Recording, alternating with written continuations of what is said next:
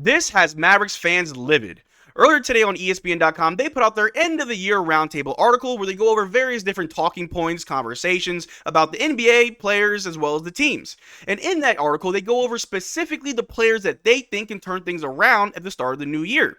They had players on there like Joel Embiid, who's only played 6 games all season, dealing with a bunch of different injuries. But they also listed Luka Doncic. Specifically, Tim McMahon lists Luka Doncic as the player that he believes can turn his whole season around at the start of the new year. So in this video, we're going to go over that article, see exactly what it was that Tim McMahon said, how are fans reacting to it, and whether or not Tim was valid in its criticism. But how's it going, everybody? My name is Marcel Martin. This is Mavericks Digest, bringing the latest news on everything Mavericks related. And before we get started with today's video, our last vid got over 500 likes, which I appreciate greatly. You guys have been liking the vids. You guys have been subscribing, sharing them, doing all that stuff. And I just want to say thank you so much. But if you're enjoying everything that we're doing here at Mavericks Digest with the live streams, the watch longs, the news vids, and the giveaways, make sure you like this video, and I'd appreciate it greatly. But Luka Doncic has had somewhat of a rough start to the season, and it wasn't necessarily any indication on his skill or that he's washed now or any crazy talking point that we've all seen. It was more so due to the fact that the team has had somewhat of a roster change, bringing on Najee Marshall, Quentin Grimes, Spencer Dinwiddie, and most importantly, Klay Thompson, who is in our lineup. Luka Doncic has had to learn how to play a little bit differently this year, more so with the team instead of just having the team follow his lead.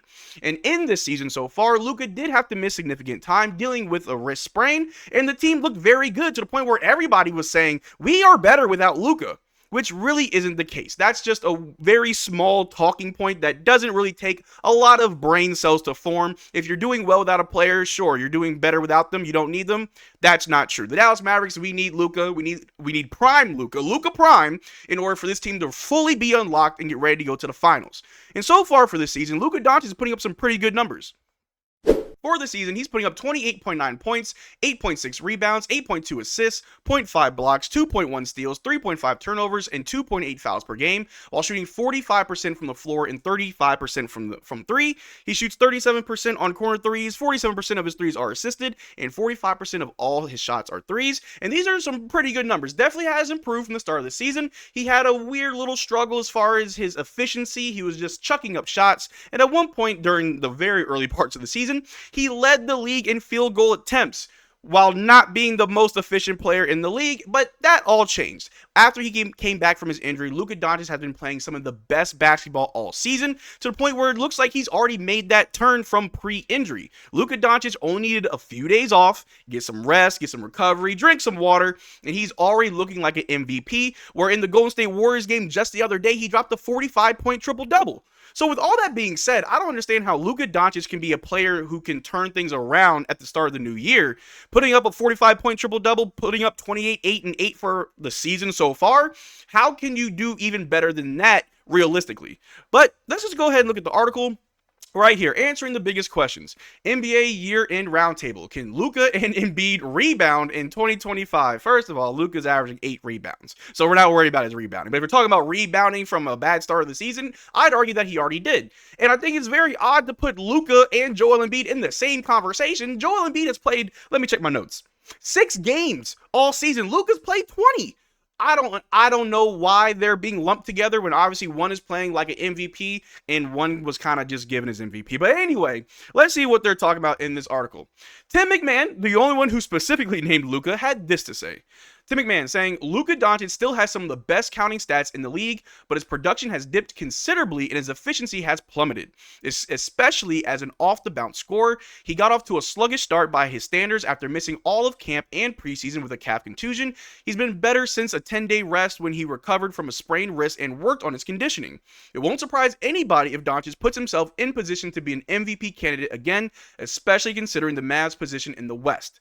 So that right there has a lot of Mavericks fans upset. Now, I can see where some people feel like it's a little bit of a reaction. I don't think Tim McMahon said anything too bad, but I also understand where a lot of fans are coming from when it comes to Luka Doncic. They feel like the goalposts continue to get pushed back, that he has to do more. I mean, last season we saw him put up a 30, 10, and 10 pretty much for the full season. Almost. I'll round it up. He pretty much put up a 30, 10, and 10, and he didn't win MVP. We saw Luka, who played the entire playoffs injured, take this team, the 5th seed in the West, playing the Clippers, the Thunder, the Timberwolves who knocked out the Nuggets, all the way to the NBA Finals where we lost to the Celtics. But Luka Doncic really doesn't get a lot of respect, and that's nothing new if you're a Mavericks fan, unless you're a new Mavericks fan. Newsflash, Luka doesn't get the respect that he rightly deserves. However, I do understand that what Tim McMahon said wasn't really that bad. He acknowledges that Luka Doncic had a sluggish start. He did have a good bit of rest, and that really helped him. He even mentioned his conditioning has gotten better. So was Tim McMahon stepping over the line? In my opinion, I don't think so. I think what Tim McMahon did was a fair assessment of where Luka Doncic was versus where he's going to be. I think it's fair to say that we still think that Luka has a whole nother level that he can unlock, that we have not seen Luka prime all season. And although he does have great performances like the one against Golden State, I truly do believe that there's another great performance, multiple great performances left in the tank, because Luka Doncic is known to just not give you one good game. He can give you at least 10 or 15 throughout the entire season that most players couldn't do in their entire career. But if we just take a look and see what people are saying, well, let's first look at Luka's stats from returning from injury. And this is that turning point that Tim McMahon was kind of talking about. Luka's averaging 30.8 points, 10.7 rebounds, 9.3 assists, 3.3 steals, 42.6% from 3 on 10.2 attempts per game. And his true shooting is 65.7%.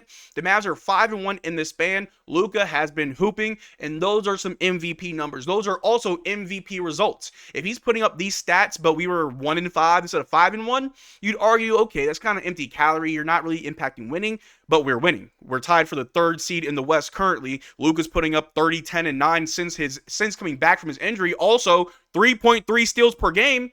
I thought Luka didn't play defense, but I could be wrong. I could definitely be wrong. But if we continue looking right here, shout out to Bibbs Corner on Twitter. Bibbs had this to say: how is Luka and Embiid conversations? Embiid turns 31 in March. This is his 9th season, and he has never seen a conference finals. Luka turns 26 in February. This is his 7th season, and he's been to the conference finals twice, in the tougher conference, and the finals once. Bibbs, I agree with you. Why is Luka in the conversations with Joel Embiid? Now, I understand that when they mentioned Joel Embiid, they weren't saying, oh, Luka's just like Joel. No, Joel Embiid won an MVP a few years ago.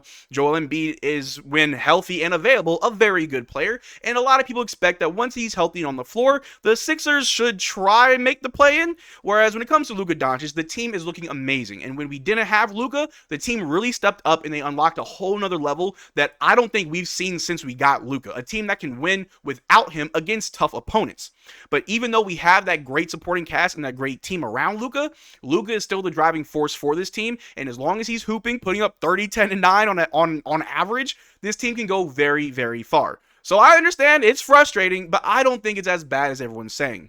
But if we take a look right here, Luka Doncic has been getting it done on both ends of the floor for the Mavericks this season. 28.9 points per game, which is 5th in the NBA, and 2.1 steals per game, that is 2nd in the NBA. Dallas has won 12 of its last 14 games during their current stretch and has a 17-9 record overall.